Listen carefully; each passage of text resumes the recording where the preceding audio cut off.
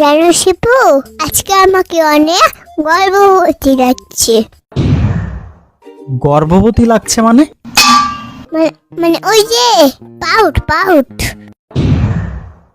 আরে ওইটা গর্ভবতী না, গর্ভবোধ করা হবে। চুপ, একদম চুপ। আর তাছাড়া পাউড না, প্রাউড হবে। চুপ।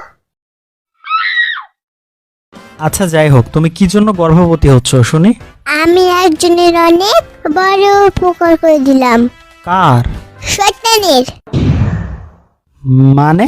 এটার মানে হলো, কালকে রাতের বেলা পড়তে পড়তে বই খুলে ঘুমিয়ে গেছিলাম। তো জানো না, বই খোলার আগে ঘুমিয়ে পড়লে সব শয়তানি মুখস্থ করে ফেললে। আচ্ছা আচ্ছা, এই ব্যাপার। তাহলে তো শয়তানকে অনেক বড় উপকার করছো। আগে তোমার মতো মূর্খ ছিল,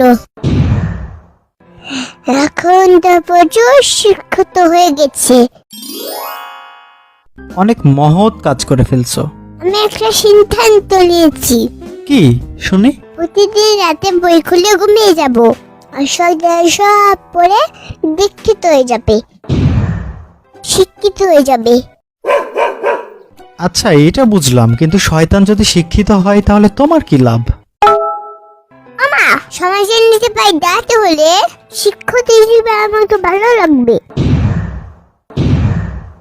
অনেক গভীর চিন্তা করে ফেলছো তো। তবে আন্টিকে বলবো মাসিক একটা বেতনের ব্যবস্থা করে দাও। আচ্ছা এতক্ষণ সবই বুঝলাম, কিন্তু এই আন্টিটা আবার কি? সন্তানের আম্মু তোমার আন্টি। ও আচ্ছা আচ্ছা, এই ব্যাপার। গভীর প্রশ্ন আছে। কি শুনি? শয়তানের হাড্ডি কেন বলে? শয়তানের মাংস তো বলতে পারে।